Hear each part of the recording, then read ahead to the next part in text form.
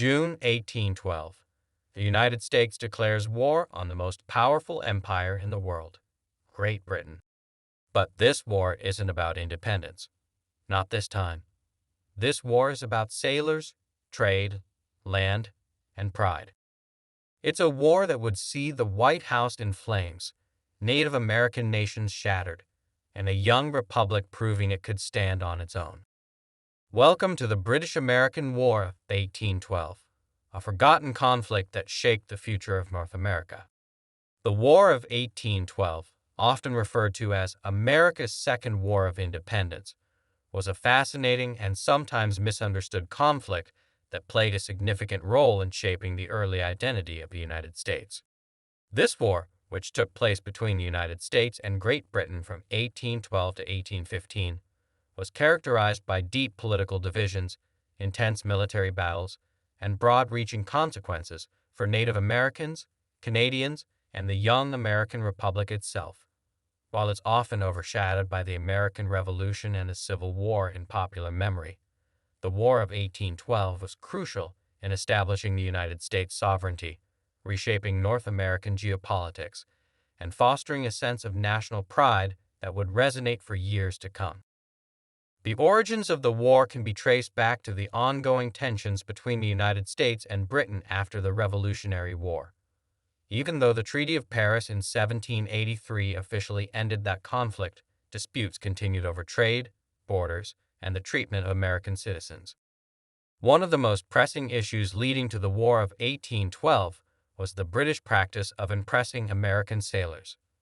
The Royal Navy, in dire need of manpower during its war with Napoleonic France, frequently boarded American ships and forcibly conscripted sailors, often claiming, sometimes inaccurately, that they were British deserters.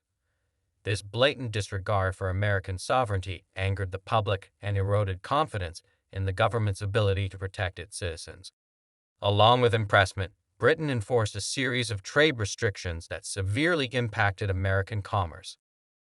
As part of its broader war efforts against France, Britain declared much of Europe off-limits to American trade, threatening neutral ships and seizing their cargo.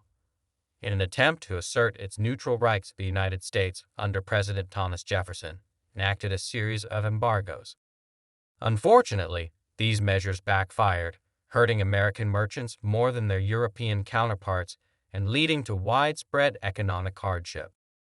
At the same time, settlers in the American frontier territories were experiencing violent clashes with Native American tribes. Many Americans believed that Britain was supplying arms and support to Native groups resisting westward expansion.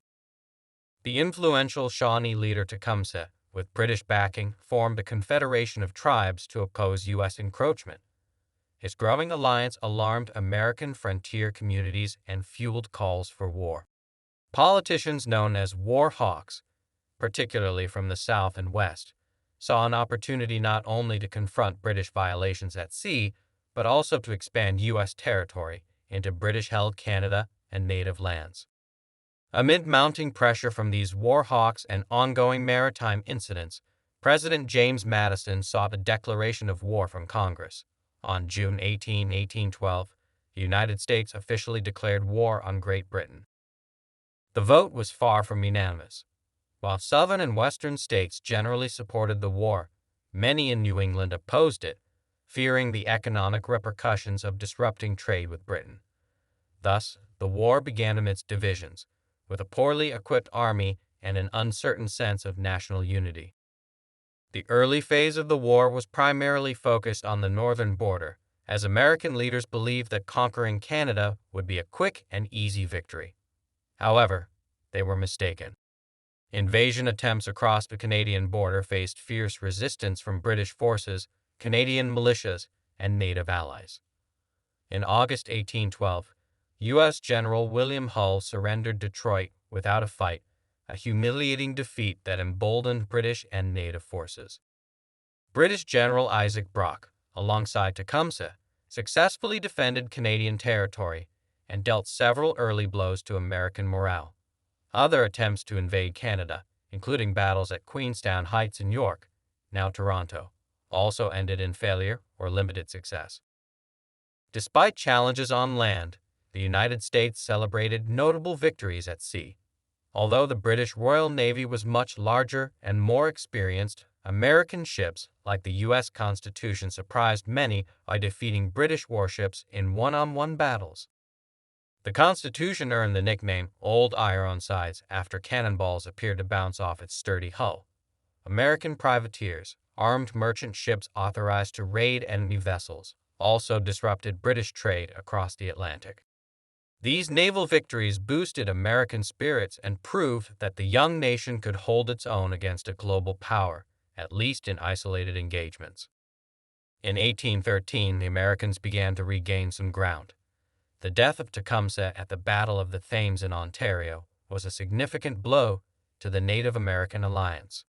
Meanwhile, Naval Commander Oliver Hazard Perry scored a decisive victory on Lake Erie, ensuring American control of the region and facilitating the recapture of Detroit.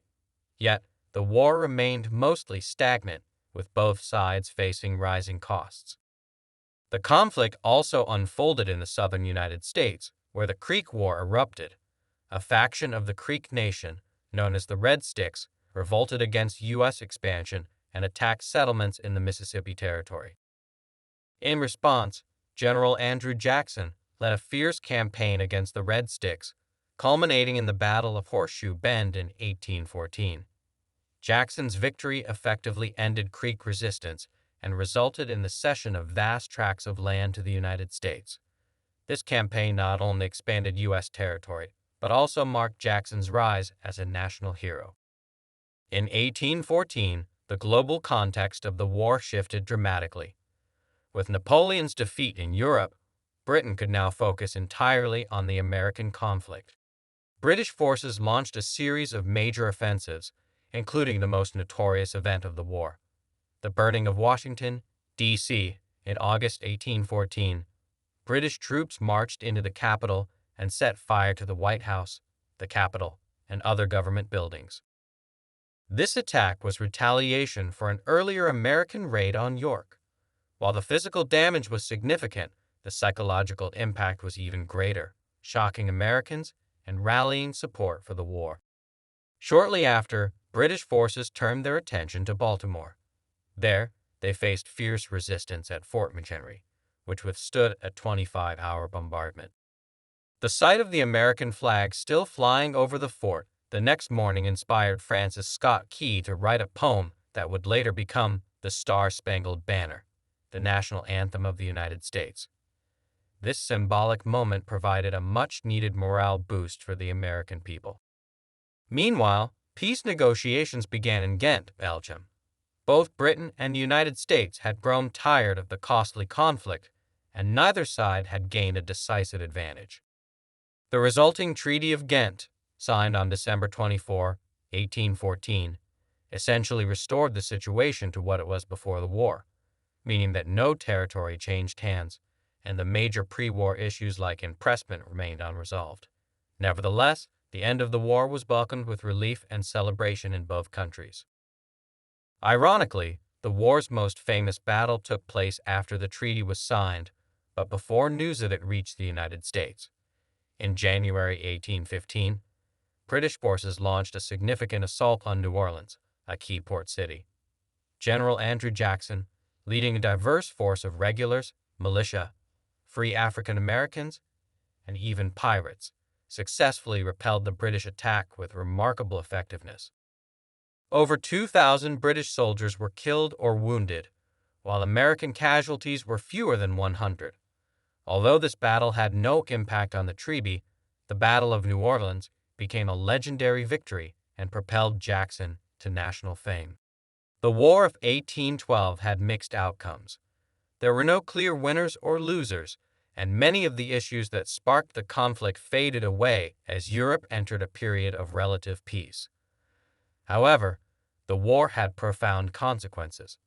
For Native Americans, it was a devastating loss, as British support dwindled and U.S. expansion accelerated. For Canadians, it was a defining moment that solidified their distinct identity and loyalty to the British Crown. For Americans, it marked the rise of a stronger national consciousness and the end of serious British interference in U.S. affairs. In the years that followed, the United States entered what became known as the Era of Good Feelings, a time of growing nationalism and political unity. The nation had successfully navigated a second war with Britain, defended its capital, and demonstrated that it would not be easily pushed around on the world stage. Though often overlooked in today's discussions, the War of 1812 played a vital role in shaping the future of the United States and its place in the world. Thank you for joining us for the British-American War of 1812.